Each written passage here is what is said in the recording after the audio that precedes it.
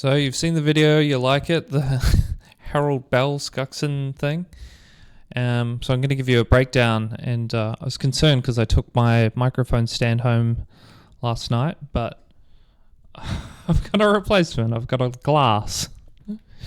Anyway, we've got we've got Blender open, which is free. I'm using version 4.2, and for my character, I went straight for the Harold Bell interview, the manager of Pretty Dumb, which is up on YouTube, and I was inspired to do this just because I thought it was one of the funniest things that I heard in ages. So, what have I done? We've got a couple of objects here. Just the stroke is my grease pencil object, which is Harold Bell, which I've separated into lots of layers.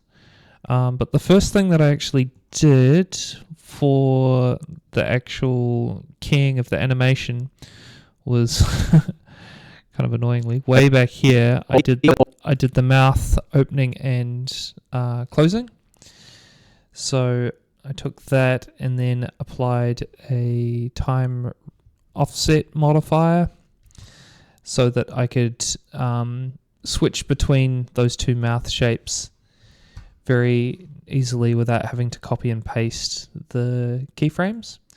Sorry, I'm just going to turn off the audio so I don't have to hear that. And then this was originally just as a way of testing something, and what I was testing was whether or not I could affect the switching between two different mouth shapes, which, if we look in here, are these two keyframes. And if I switch this off for a second, oops, you'll be able to see.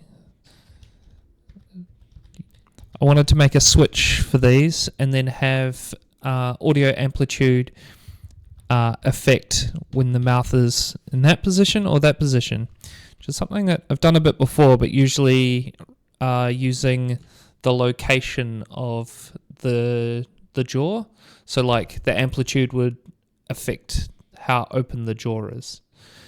But because it needs to be this sort of extra step that might be able to remove a step from, but I figured if I just took the way that I was originally doing it and have it so that the audio amplitude affects this empty, I could use the empty as a driver for the time offset modifier. Sorry, it sounds very complicated, but I'll explain it a bit more. So in here, you can take a audio recording, and in here you take a I've taken the Z location for this empty, which is an arrow, so that it will go up and down based on the amplitude of the audio. And the way that you do that is you take your Z location, you give it a keyframe, and then you go in here and you go sound to samples, and that will turn the line in your graph basically to correspond to the audio amplitude. From there, you convert it to keys, and then you can adjust them so that your arrow is kind of in the right place. So you'll see as he's talking, if it's a quiet bit, the arrow will be down further towards where it says closed. And then as soon as there's a noise that's over a certain threshold, it'll open. Got me? And then the driver that I've got is taking that Z information and it's taking that Z location information from that. Far out, what's going on here? From that empty, the arrow, and it is using it as a driver. And if we open up, say, the driver modifier or the driver editor, you can actually see what it is. The expression is var -1, var being the empty, which is the arrow, and the Z location being the thing that's that's driving this time offset. So yeah, all the mouth moving was automated once I figured out how to do that. I mean, it might have been easier just to go through and lip sync it properly by copying those keyframes, but I wanted to have this as a workflow I can use in the future for if I wanted to have, say, something with a lot of dialogue and not have to animate any of it. So from there, the only other thing in the scene that's not the grease pencil object and is not these empties, which you won't even see in the finished thing, which is the open, closed, and the arrow, is there's a plane which I stuck in the background over here. And the reason I did that is so if you look in here, I put markers for certain words. So when he says gay, I wanted it to change to a nice homo rainbow, as the band Ween said. So let the colors shine right there. The way I've done that is I've applied a material which is made out of this. So it's usually yellow, but there is a color ramp that's plugged into it, and it's using the texture coordinate of the plane and separating it along the X so that our color ramp goes full rainbow but across the screen. And then I've just added some keyframes here for when it mixes from yellow to rainbow. Easy. So I animated his head first. So just the mouth, and I was like, cool, call it a day. And then I was thinking about it more, and I thought it'd be funny to have his hands doing stuff to to accentuate the points that he's making. So the first thing that appears is a men's toilet symbol. And if we look at the modifier for that, one that I use a lot, I made a build and a shrink. So when it appears, it does this kind of radial. Also mapped a hotkey D for hiding and showing overlays, which is very handy. So that appears and then it disappears. And this one appears and disappears. I just kind of dialed in the timing with these. And then his hand appears. And yeah, then we get to see all the keyframing that I actually did for this. So just separated into layers depending on what needed to be in front or behind, and occasionally I'd add a new layer if there needed to be an extra finger over the top or something like that. Probably not the super cleanest workflow, but I was being a bit rough and ready about it, and it still worked. So I think I just copied that keyframe and then flipped it for the next one. I'm all about reusing things if I can. So that's the same It's the same hand, but I've just rotated it. See the bum cheeks are one in front of the other so that the finger can go inside. Added a little jiggle to it so it's reacting to being slapped.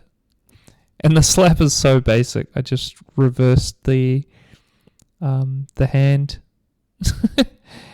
and just that little jiggle of the of that as it reacts is what makes it, I think.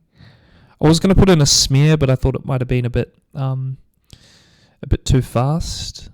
I don't think it needed it either. Had a lot of trouble actually drawing a pan, so I ended up just going with the silhouette.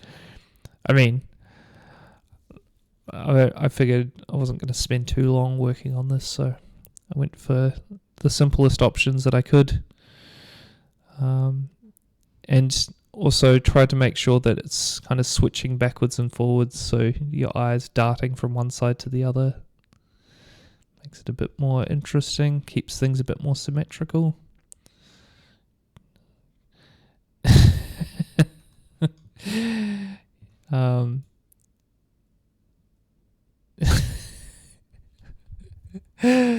Sorry, it's so silly. I'm sorry. Flower. I sent a version of this to the band who cooked up the original audio, Pretty Dumb from Dunedin, and I said, I'm trying to think of something for towards the end.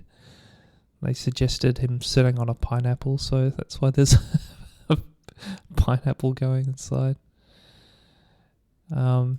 Yeah, and for the Wins logo, I ended up using this really quite neat add-on. I'll just join these together so we have a bit more space. This is super handy. You can switch to the full 3D canvas to give you a bit more space. But yeah, if you go into draw mode,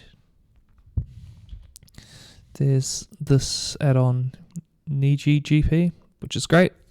Also recommend the GP Draw Transform add-on, because it means you can move stuff around like that, or you can also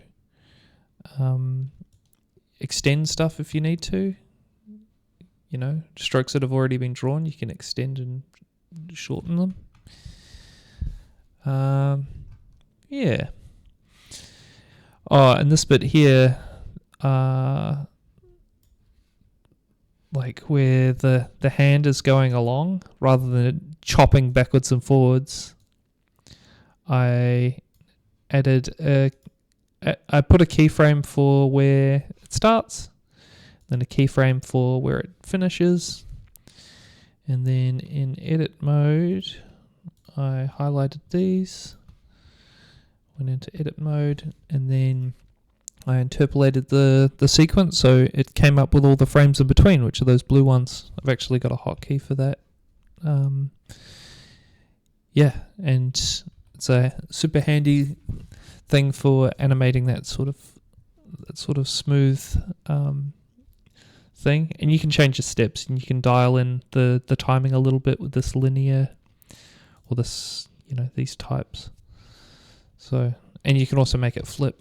If you find the Cowboy Machine video I did, I use that quite a bit. I'll put a link to that somewhere maybe. Anyway, this is a super fun project. This is one thing that's kind of annoying. If you're in edit mode, it'll take, I think it's removing the shrink and grow modifier from my my toilet layer, which is this one. So for a lot of it, I had to remove that. Just got to remember to turn it back on when you go to render. And yeah, just getting the audio to trigger that stuff was the starting point for this, and I think it came out pretty well.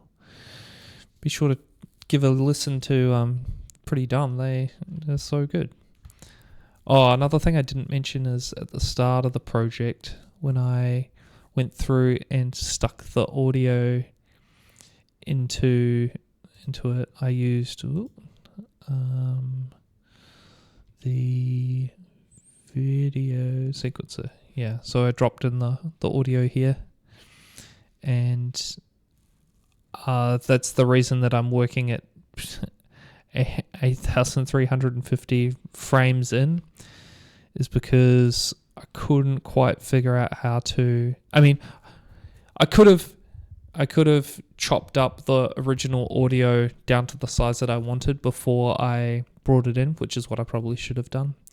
But getting it to align the audio with the keyframe situation that I did with that empty. Whoops.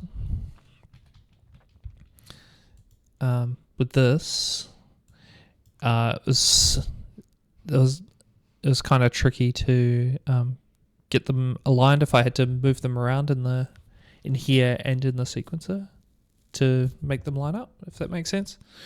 Anyway, yeah, it was good fun. I want to do more stuff like this, but I definitely feel encouraged if people said nice things or gave me money. I'll try and do more things like this. Hopefully that's helpful. And if you've got any questions, just hit me up. I'm showing people how to use Grease Pencil and Blender, and some of them even pay me. Cheers.